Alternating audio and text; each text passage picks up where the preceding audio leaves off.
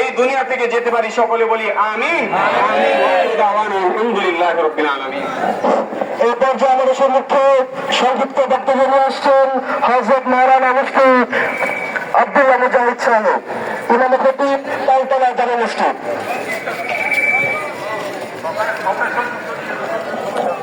نحمده ونصلي على رسوله الكريم أما بعد أعوذ بالله من الشيطان الرجيم بسم الله الرحمن الرحيم واعتصموا بحبل الله جميعا ولا تفرقوا صدق الله العظيم। সংগ্রামী সাথী বন্ধুগণ, আমরা যুগ যুগ ধরে দেখে এসেছি এই ইহুদি সন্ত্রাসীরা তারা একটা জোট হয়ে সবসময় তারা মানবতার কথা বা হিউম্যানিটির কথা আমাদেরকে সবক দেয়। তারা আমাদেরকে মানবতা হিউম্যানিটি শিখায় যে কিভাবে মানবতা ধরে রাখতে হয়, সাম্য ধরে রাখতে হয়। আমরা দেখেছি তারা বিভিন্ন সময় এই ইসরায়েল ইহুদিরা যখন মুসলমানদের উপর আক্রমণ করেছে আর মুসলমানরা যখন প্রতিরোধ করেছে, এই প্রতিরোধ করার কারণে তারা মুসলমানদেরকে সন্ত্রাসী গোষ্ঠী বলে আখ্যায়িত করেছে।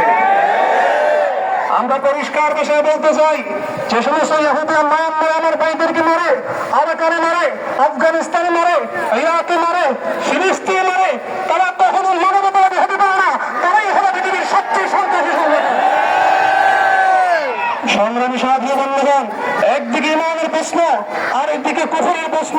ইমানের প্রশ্ন আমাদের বাবার সঙ্গে আমরা আপোষ করবো না, বাবার সঙ্গে আপোষ করবো না, পৃথিবীর কোন মানুষের সঙ্গে ইমানের প্রশ্ন আমরা আপোষ করতে পারি না।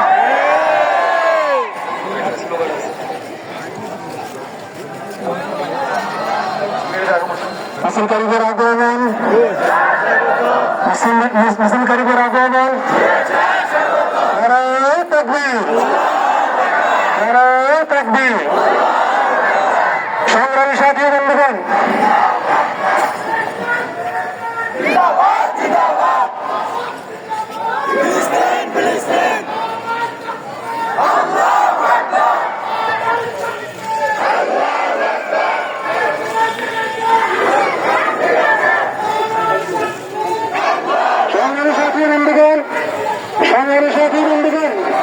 আমি শেষ করে বেশি করে একটা কথা বলে শেষ করব।